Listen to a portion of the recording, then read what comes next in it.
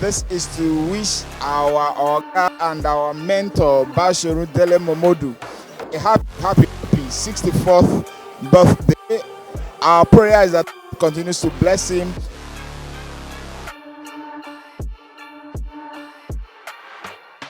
Happy birthday to Chief Dele Momodu. It was a great experience today listening to all the experts in the room. Very enterprising, very focused, and someone God has blessed. He knows how to knock the doors to people's hearts, as you can see. We're here to celebrate Chief Dele Momodu, a fantastic Nigerian, a man that has been a blazing light in the journalist industry and a conscience also of the nation.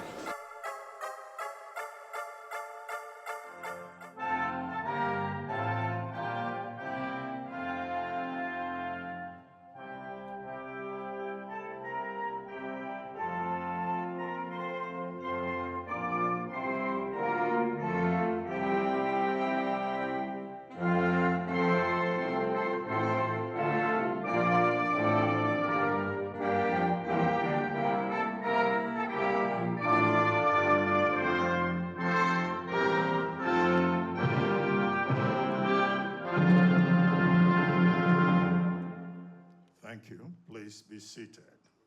We are here to celebrate Chief Dele Momodu. He was born 16 May 1960, as I pointed out, and today is the day.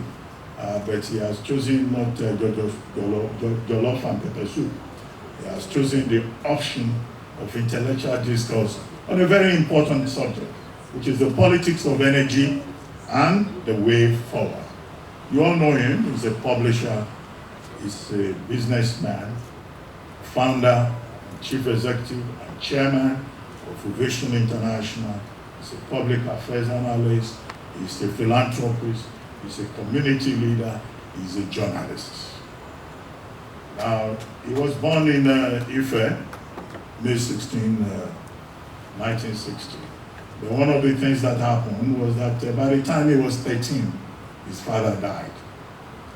But one of the major pillars of his life, his mom, resolved that he will be successful and his father's death will not affect him. Then, of course, he went to some of these secondary schools. I don't like to mention some secondary schools because they are this way to secondary schools. I think he first went to Initial Grammar School. There's one other school, I think, the Lulu.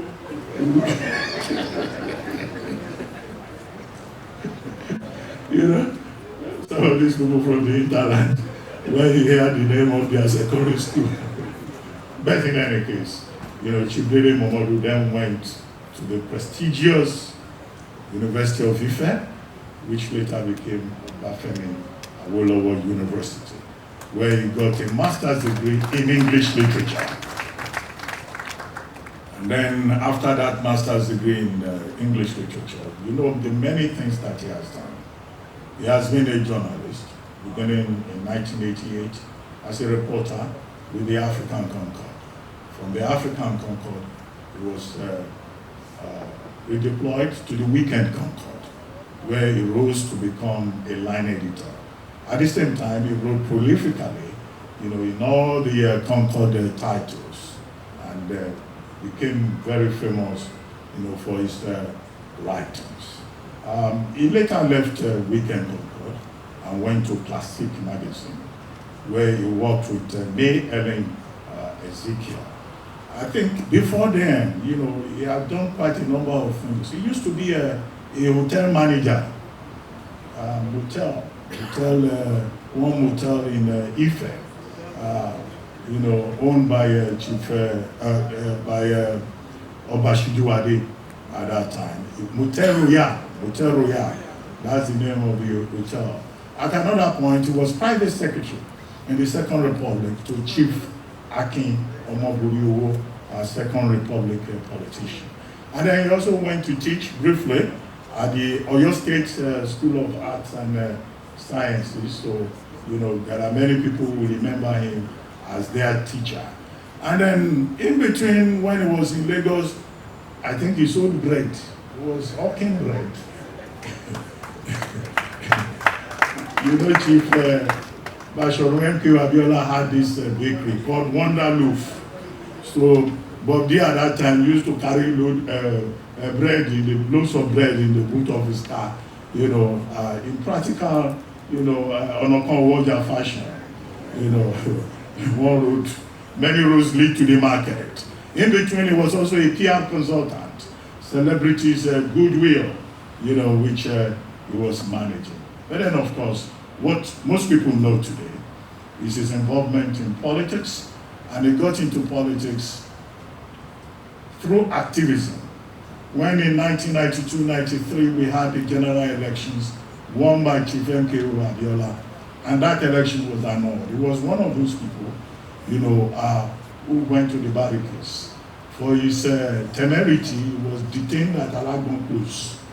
In 1995, the Abacha government was looking for him. They wanted to charge him for treasonable felony. So he decided to take the Nadeko route. The Nadeko route, he went through Benin, to Togo, to Ghana, only to show up in the United Kingdom. And it was when he was in the United Kingdom that he established Ovation International, which became a major celebrity publication, a major contribution to journalism, which even had a bilingual edition at that time and became a magazine of choice for many people. Apart from the magazine, he also had Ovation Carols. Ovation Carols also became Ovation Carols and Awards. And of course, you all know about he continues to write prolifically in the Nigerian media. While he was in exile, again, one of the gains of exile was that he was involved with Radio Freedom. Radio Freedom was a, you know, anti-military channel that was established in the UK then by a number of Nigerians who wanted democracy. And it was Radio Freedom later became Radio Kudirat. And I think it was Sabitiyu Elenu Gbogboro, Saliu Elenu Gbogboro, you know, on that Radio Freedom Radio Kudirat. And here we are today. You know, he's not just a journalist or a philanthropist, he's also a traditional community leader. He's most recently, I was trying to remember that title. He was honored with the title of Akinlogun of Mongoland. He was also honored with the title Aretayeshi of Iwo Land. He is also Bashorun of Okela, Orogun, and he has a honorary doctorate in the mail letters from the University, Pan-African University of Leadership in Accra, Ghana, in addition to many other honors.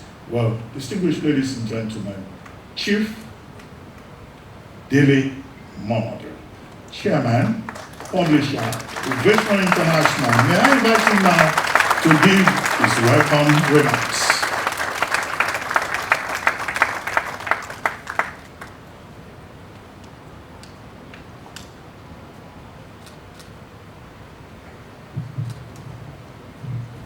Thank you, Ruben. Your Excellencies, on the occasion of my 64th birthday, you may be wondering, why is he starting a lecture series? The reason is not far-fetched.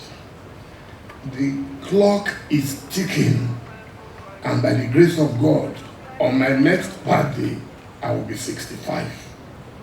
And will undoubtedly qualify to be an elder statesman. In my moment of soliloquy, I asked, what next? I'm sure I have written over 1,000 articles, spoken endlessly on radio and television, but not much has changed for my greatly endowed country, Nigeria, and its long-suffering people. My verdict was that criticism alone cannot do the job. I decided to use my God-given wealth of influence and confidence to reach out to our leaders, technocrats, and my fellow citizens in general. So the next phase of my struggle would be to encourage some dialogue and conversations. I'm someone who follows his thoughts with action. So I immediately came up with the idea of a national and international lecture. And this is the first of its series. So my first move was to think up a topic. That was quite easy. My country is riddled with all manner of debilitating challenges, of which we are all guilty in various degrees of culpability. Rather than continue to have the blame game, of which again we are all experts at, and we're also champions of complaining and lamenting like the biblical Jeremiah. So I decided to do something. Why can't we end this endless energy crisis? The most disturbing thing for a Nigerian, the most embarrassing, is this energy thing. It's as if it's rocket science. And we go to smaller countries and we enjoy this energy that we cannot have here. So I thought to myself, if I want to buy any product, all I need to do is pay and it will be delivered to me. So how come we pay for electricity and it cannot be delivered? I can see Prof looking at me. That is the challenge I'm throwing at you and our leadership seated here today.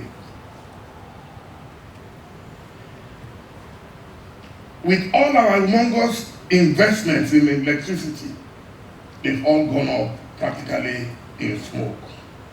The more we paid, the less electricity we got. Since electricity affects all of us, we should gather in this room today and discuss solutions in a non-partisan atmosphere. You're welcome, Your Excellency, Senator Rabiu Musa Kwankwaso, the former governor of Kano State and former presidential candidate. Thank you so much for coming.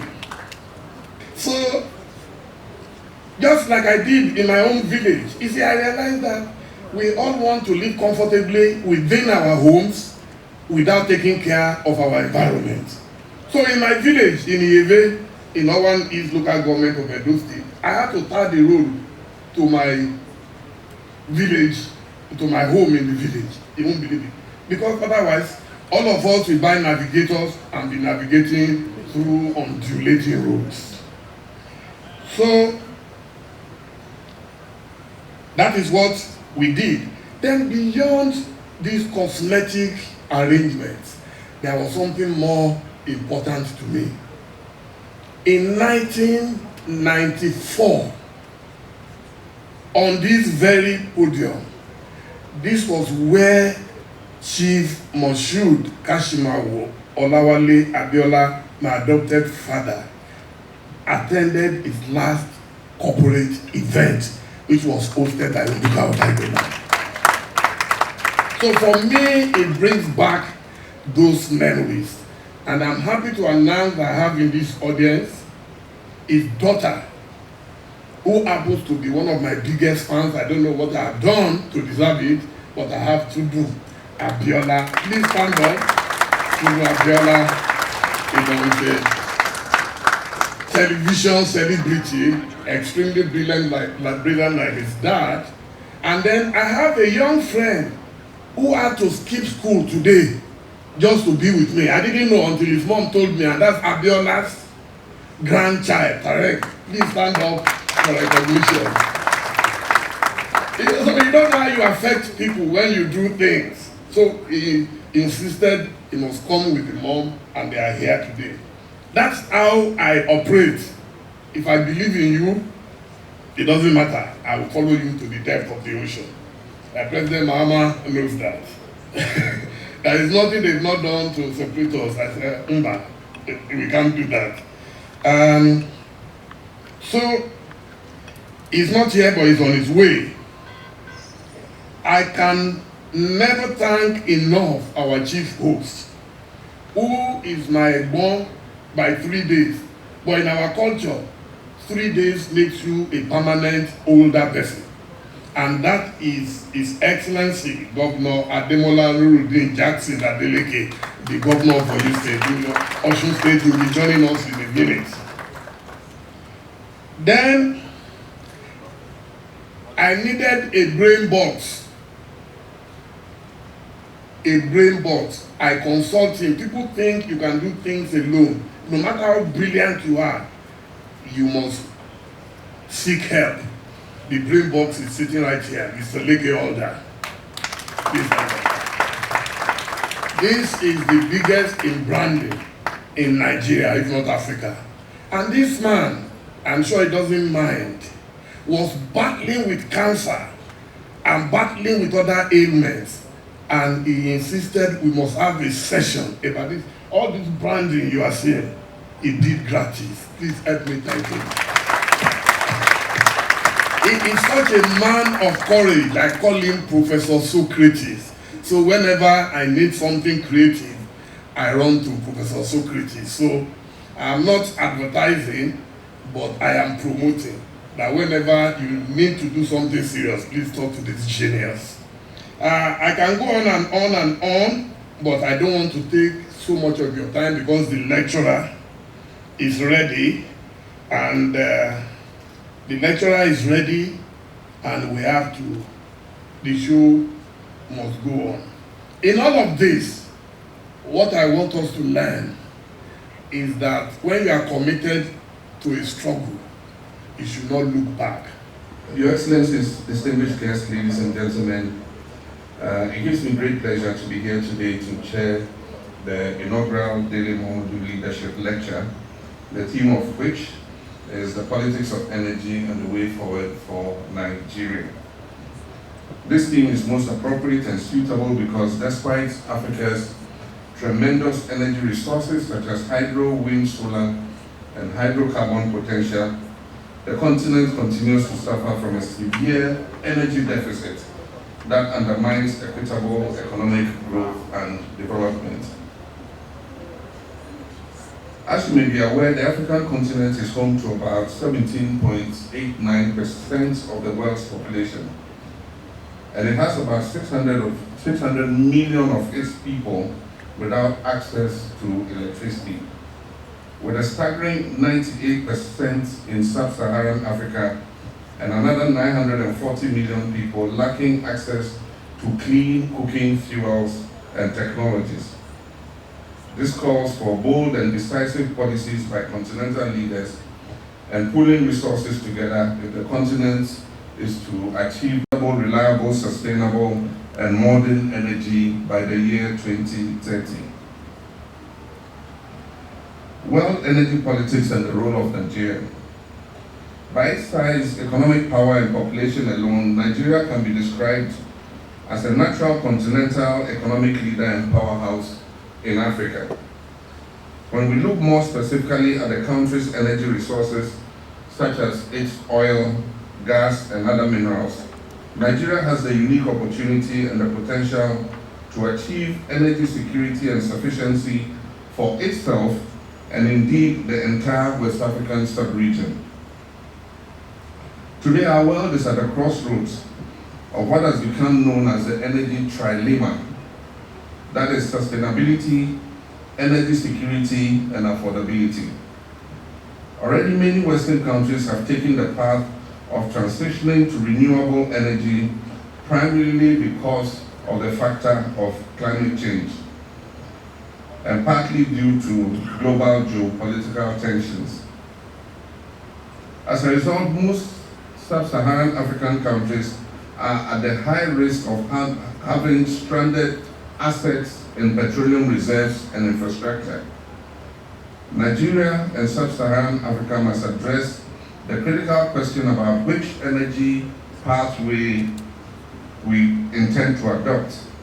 Are we to take a path of a wholesale transition by capping our oil and gas wells, or must we adopt a customized energy transition that prioritizes climate justice, wealth creation, and inclusive growth? This is a critical question we need to answer. And Sub-Saharan Africa, especially West African sub-region, is looking up to our big brother Nigeria to make this decision. And this is the moment Nigeria must show leadership in the global politics of energy. Ghana's power sector has evolved over the years with the first power plants, the Akosombo hydroelectric dam, which currently produces 1,020 megawatts capacity, constructed under our nation's first president, Osajifo Dr. Kwame Nkrumah, in 1967. In 1982, the Kong hydroelectric power station was commissioned, and this increased Ghana's installed hydro generation capacity by another 160 megawatts. The modern global economy runs on energy. That's very clear. Contemporary geopolitics are shaped by energy. For instance, it is wondered whether the United States of America would have risked the lives of thousands of its troops and spent so much financial resources on rescuing Kuwait from the vice grip of the then Iraqi president, Saddam Hussein. The speculation is important because when Saddam Hussein moved into Kuwait on 8 August 1989 and occupied it, which caused pandemonium throughout the globe, Liberia was about to start a descent into anarchy. Liberia is not just another country. It was an American colony created for freed African slaves. Its capital, Monrovia, is named after the 5th American president, James Monroe, who was president of America from 1817 to 1825, widely remembered for the Monroe Doctrine that the American hemisphere should be treated as the American backyard. The doctrine precludes outsiders from meddling in affairs around the United States. Yet, Washington ignored the chaos and anarchy in Liberia that started on December 24, 1989, when Charles Taylor led the National Patriotic Front of Liberia to launch a war from Nimba County that shares border with the Ivory Coast, that it had resolved under Angela Merkel to close down. Though there was no imminent threat to power shortage in Germany, Berlin chose to reverse its policy on coal plants rather than risk in any way the chance of its people suffering any form of electricity crisis. Germany was not alone. The United Kingdom, which had prided itself on shutting down its coal-fired plants and on building large wind farms, decided to resuscitate its coal plants. Why? It didn't want its citizens to suffer the 2022 heat wave unduly. A similar scenario emerged in France the same year. Faced with winter, which could hurt its people, Paris chose to extend the lifespans of its coal-fired plants. Though electricity from coal was responsible for only about 0.6% of national electricity in France, the French government had to extend the lifespans of coal-fired plants just to protect its people. This is the country where 196 countries, including the Vatican City, signed the famous Paris Accord on climate change under the United Nations auspices. The United States is proud that several of its coal-fired plants have been decommissioned. Coal used to account for 50% of America's electricity, but the figure has now reduced to about 17.8%, and it is expected that it may decline to 4% by 2030.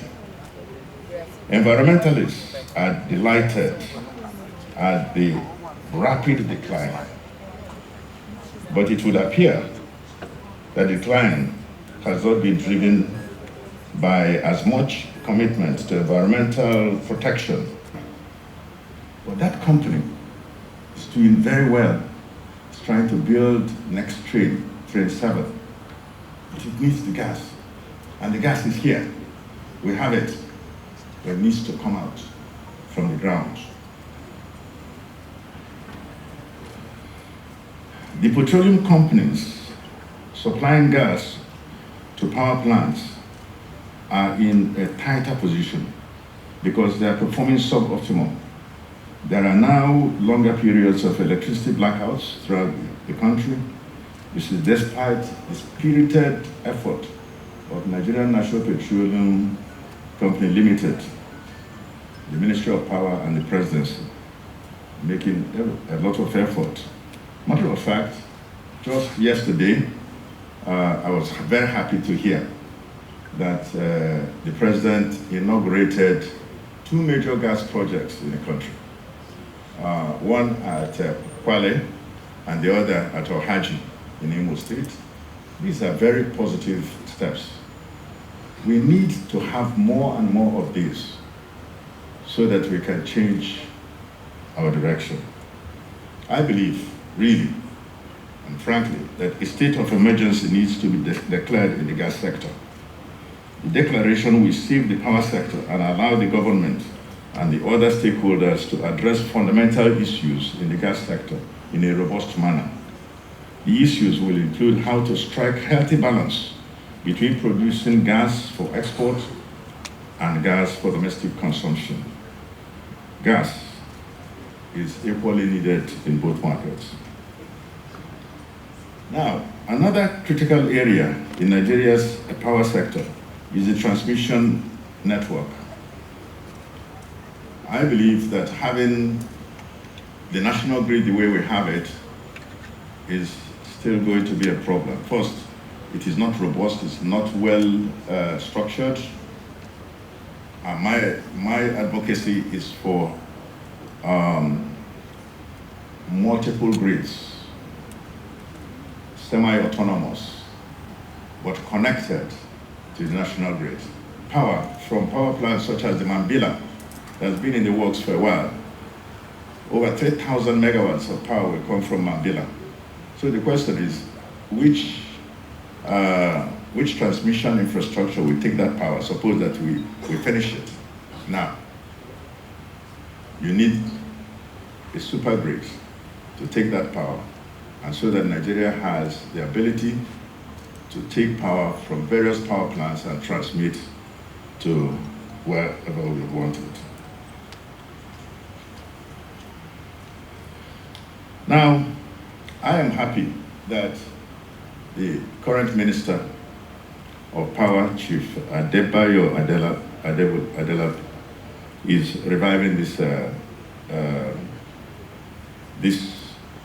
super grid. And I think we have to support him on that because it's a very important project. Our conception was that it would be done in sections by different companies so that it's not just one of these big elephant, white elephant projects that you give to one company and they just go and sit with it. The development of electric power sector has also been stalled for years because of the suspension of what we developed at that time called partial risk guarantee to support a power purchase agreement. A government that's buying power has to issue power purchase agreement to the producer of power, and that power purchase agreement must be guaranteed. We can issue sovereign guarantee, but in the case that we are talking about, we wanted to have partial risk guarantee supported by the World Bank and backstopped by Nigerian government. The chairman of the occasion and our dear president, my own,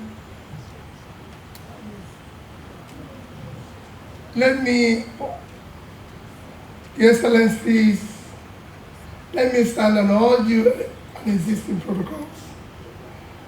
Well, mine is a very simple one. First is to say big congratulations of your birthday, Dele Momodu, and thank you for what you did here, because until you said it, when we came in here, we were wondering what happened to this place.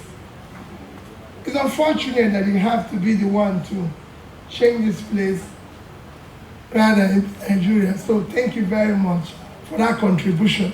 He's the one who changed the carpet and everything. That's how Nigeria works, lack of maintenance.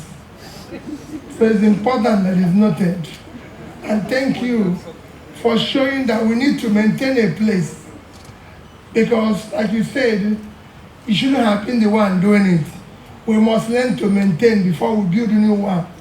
We should stop doing new one until we finish the existing ones. Number two, I thank the guest lecturer for what you did and what you said. Thank you.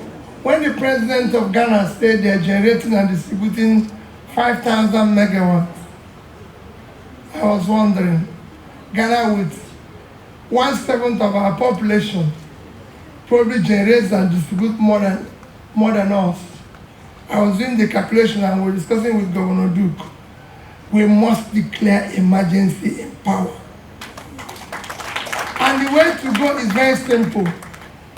Embedded power and insist on gas supply. We have gas. We have it all over the place. I do not think, yes, we need the dollars, but I think making Nigeria more productive and pulling our people out of poverty, especially in the north, will give us far more value and dollars than focusing on exports. I think it's time to declare emergency. Geometric has shown it in Aba that embedded power will help us in that emergency. We should encourage it all over Nigeria. Thank you.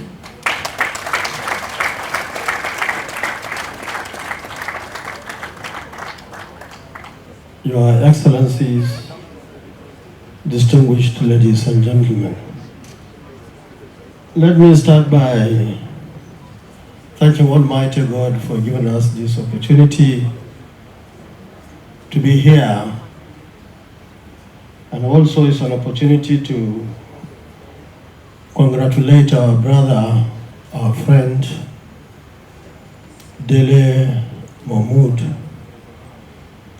for attaining President of Ghana. I'm sure many people are not aware that Nigeria is a second home, and in Nigeria, Kano in particular.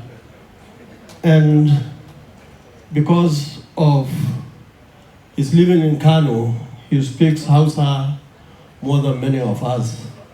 So it's a pleasure meeting you here once again, and I thank the celebrant for giving us this opportunity to meet our friends and brothers from across Africa. Guest speaker, thank you for being enlightened. In fact, if there was time, I had wanted you to tell us more about your experience of the power generation and distribution in Aba. And it will be a good opportunity, especially for businessmen and women, not only in Nigeria, but across the world, to emulate the good work that you have done. We need many, many more of Professor Naji in this country. With him, I'm sure this country will achieve much more. Let me at this point say that especially the Governor Ocean is here to say that the importance of electricity cannot be overemphasized. And that was why when I was governor in Kano, I selected 2 out of 23 earth dams that we have in Kano, and installed some equipment, and I'm happy to say that we were able to set up the power generation in Kano on Chalawa Gorge and Tiga dams, producing or potentially to produce 35 megawatts. We completed the job in 2015, and I'm happy to say that I left $43 million in our account for the incoming governor to do the distribution. Of course, not much was being done, but I'm sure our governor now, Abba Kabir Yusuf, will complete. You are laughing as if you knew that we couldn't find the 43 million naira when we came back.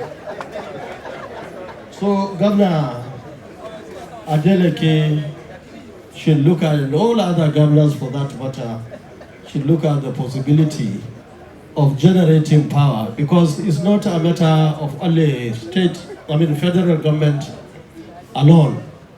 We will have to put all our heads and hands together to ensure that there is adequate and, of course, enough electricity in this country.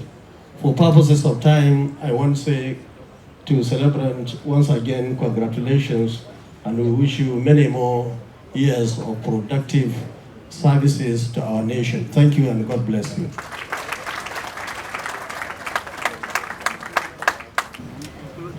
Your Excellencies, distinguished ladies and gentlemen, I would like to stand on all existing protocol.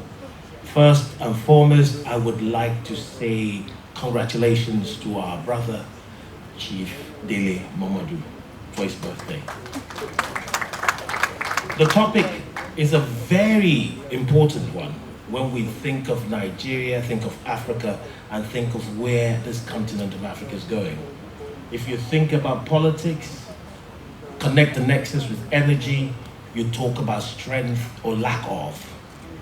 Let me unpack this. Nigeria, 37 billion barrels of oil reserves, 206 TCF of gas reserves. Then when we connect that to what the possibilities are, it's endless. We had the chairman of the occasion talk about energy and Nigeria leading the pack. We had Professor Bat in Nigeria talk about the power of unveiling that strength in the character of what Nigeria can be. And let me connect this. If Nigeria puts the directed investment in building up our gas reserves and gas resources, Nigeria will be a standard power in the forefront of what President Mahama said as a leading light in Africa. Why? If you connect this, West African gas pipeline is already built. If we extend that as they're proposing to do, to go all the way to Morocco connecting to Spain, the Trans-Saharan gas pipeline connecting through the Sahara, again through African nations into Europe. If we go to the east, connecting through Central African Republic going down south, imagine unleashing 206 TCF. That is production of gas volumes for over 50 years. Imagine what that would do to 54 countries on this continent. Another strength we must think about, and this is what I'm going to leave all of us with. If we see Russia with the geopolitical situation in Europe, the Nord Stream 1 and Nord Stream 2 gas pipeline, Russia was selling $500 million of gas per day into Europe. Just think about that connectivity and the strength of what President Mahama said and what our discussing leader said, where Nigeria could be in the forefront of driving Africa's growth. Thank you very much. Your Excellencies, Your Majesties, distinguished ladies and gentlemen. Dele, congratulations, boy. Congratulations on your birthday. Let me share a story with us, and you can contextualize it as you may. In 1985, I was a young intern in a law firm in Washington, D.C. called Baker & Hostetler. My immediate boss, the late Miss Betty Murphy, was Secretary of Labor under Richard Nixon and Gerald Ford. And one afternoon, she invited me to her office, and in a rebuking manner asked me a question: what is wrong with Nigeria? I was barely 23 years old, so I didn't understand what she talked about, but I just felt that everything was wrong with Nigeria at the time. She said she had just come back from the White House and had a meeting with the Chief of Staff to President Reagan, and they were very upset with Nigeria. They had proposed building a trans-African pipeline from Nigeria's Niger Delta through Niger into Algeria to Europe to force. It was the politics of gas, and we're talking about leadership here. I thought it was a brilliant idea. We talked about the Niger Delta. At that time, I didn't even understand what the Niger Delta was all about. But it was going to be paid for totally by the Western world. We were not going to, all they wanted from us was agreement, and they would do it. And from there, we could tee off gas to distribute to the rest of the country. But we gave a condition. And the condition was the United States would have to pull out of South Africa. She said it was a very stupid thing for us to do, and I agree. That you first get what you want. You know, like in the aircraft, you wear your mask before you look after others. And she said, no one gives the United States conditions. She reminded me that at the Bay of Pigs, where there were missiles, Soviet missiles facing the United States, there were also NATO missiles in Turkey facing the Soviet Union at the time. But the condition the Russians gave was, of course, you take out your missiles from Turkey and we'll take out our missiles from Cuba. The Americans agreed, but on condition that you do not tell the world that we obliged you that. It would have made more sense if we had agreed, and would have had a lot more leverage if we had agreed to allow the pipeline go through. Today it's a difficult situation because you're going to go through Niger. Niger is fully aligned with Russia today. I do not think they would even allow that to happen.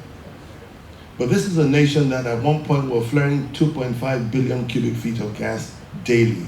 That's an equivalent of 25 million liters of diesel. You think of it, for over 40 years we were flaring, burning 25 million liters of diesel. Talking about in the abundance of water. Foolish thirsty. Thank you.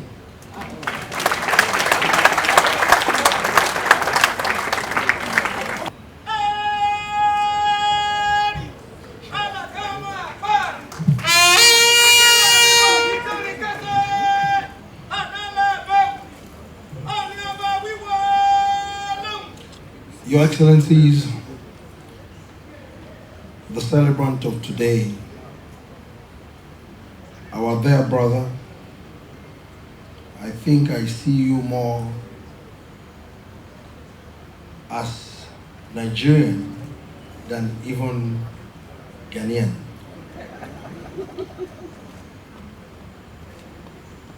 The elders that are here, the political leaders of our their country, at least I've seen two here. The Kakwansia movement and our amiable tsunami from Labour Party. Please give all of them a resounding round of applause. I even noticed something about the Kakwansia movement. Their logo, the red and white, I looked through his shoe today. I saw that it's actually indeed red and white.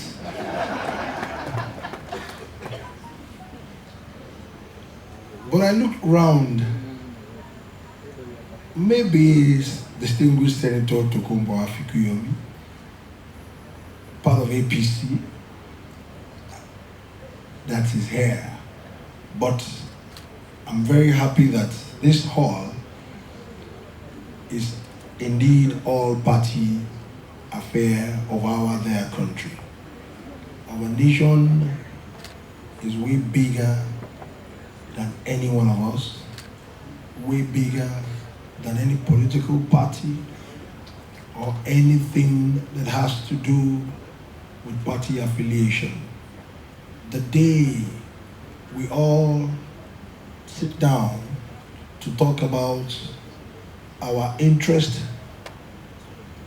commonly as a nation, other than our selfish interests as individuals, things will be better for our their country.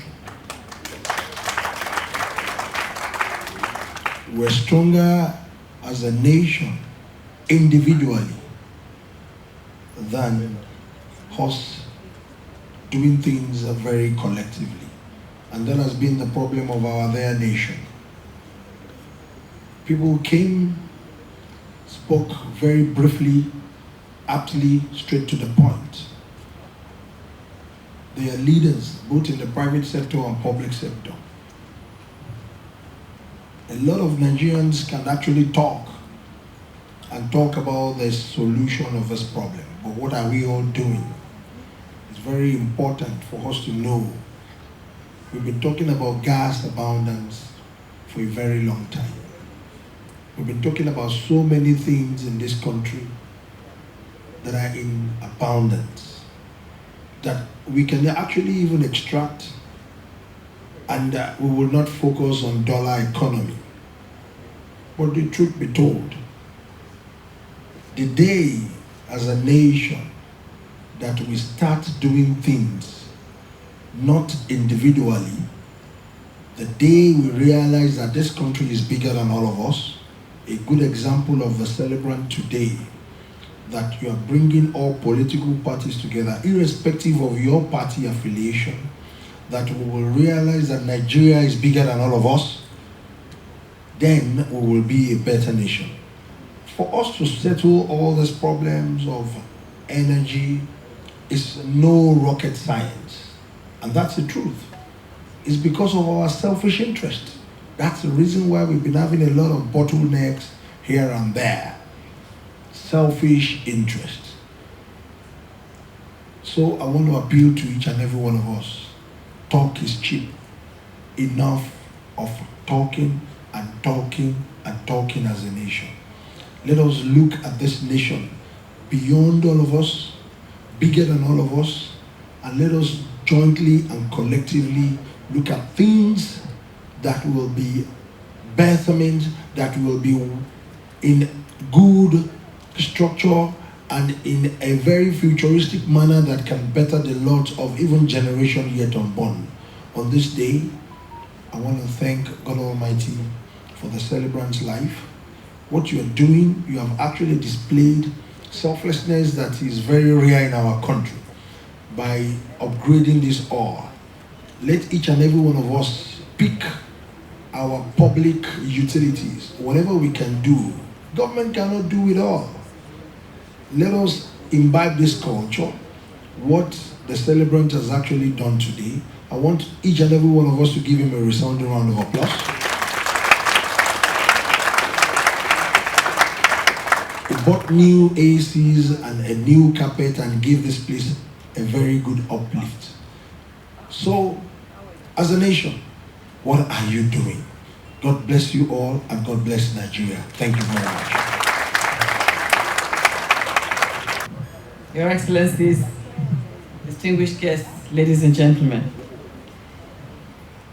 I think Dr. Reuben Abati must have had some kind of sixth sense that I was about to leave. So he caught me, but it was for a good reason. And the good reason is our celebrant. Chief Dele Momodu. Well, it's a goodwill message, and I actually have nothing more than goodwill for him. I have admired him for a long time. He has been a good brother, a good friend, a good professional. The other day I sent him a message. I said, I wonder what your passport looks like. It just occurred to me, you know, when you think about all the places that he has been to, and I think of all the stamps, and I wonder whether we have more stamps than passport. But anyway, I want to congratulate him for the wonderful work that he has done over the years. I think he's one of the most consistent journalists that I can say we have in this country. He's also very professional, and he is a creative journalist. He sees opportunities to report and inform, to educate and entertain in virtually every situation in which he finds himself. I wonder sometimes whether he sleeps. And even when he's asleep, what kind of dreams does he have? Is it possible that the dreams are more than the reality? I'm not sure. But we need to congratulate him. We need to celebrate with him. We need to wish him God's continued guidance and protection and blessings. And I want to say publicly that I will probably never forget something that happened some years ago when both of us happened to find ourselves shooting a commercial for a particular product in South Africa.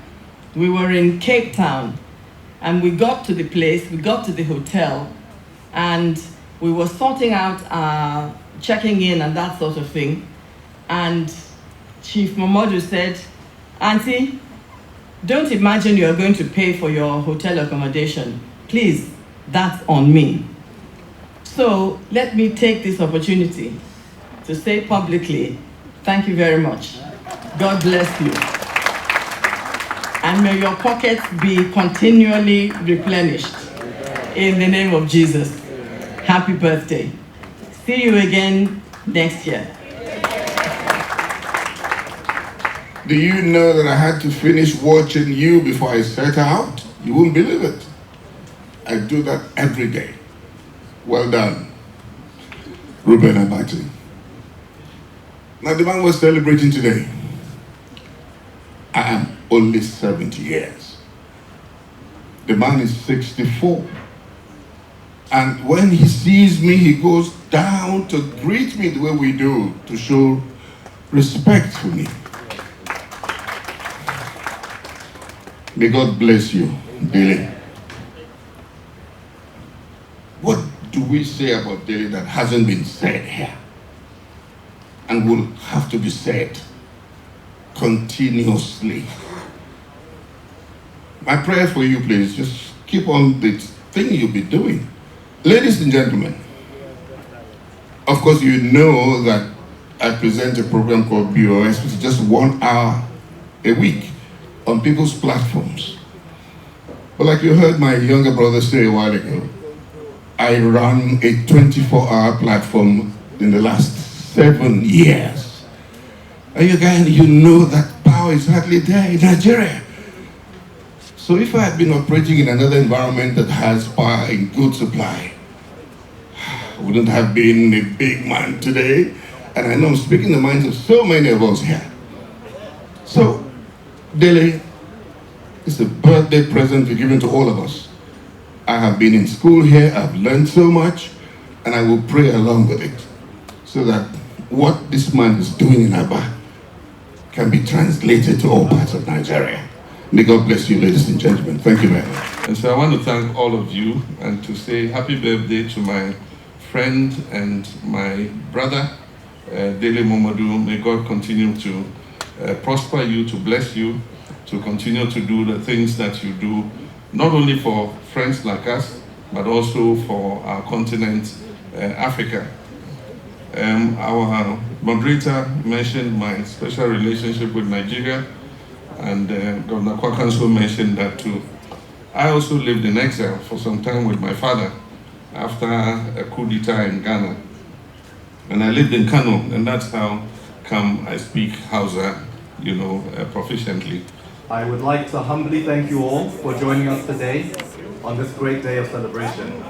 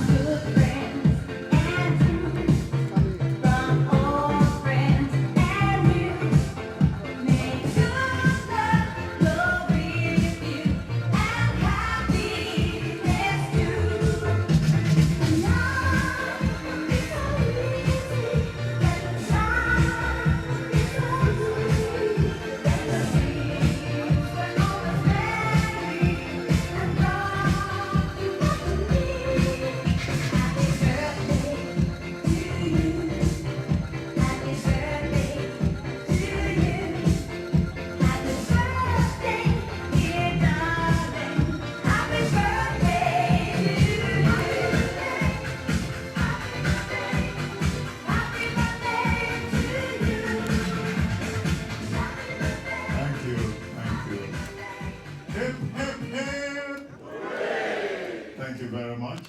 The former president of Ghana left London 2 days ago to Ghana and left Ghana last night to Lagos. That is what we call sacrifice. Alhaji Rabiu Musa Kwankwaso left Abuja, came since yesterday. Mr. Peter Obi, everybody that came made an effort. They were determined not to miss it. And I do not know how I can find words.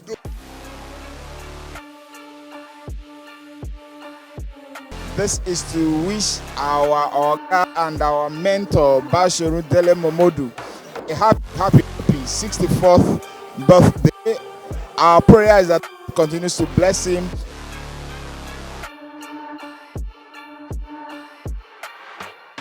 Happy birthday to Chief Dele Momodu. It was a great experience today listening to all the experts in the room.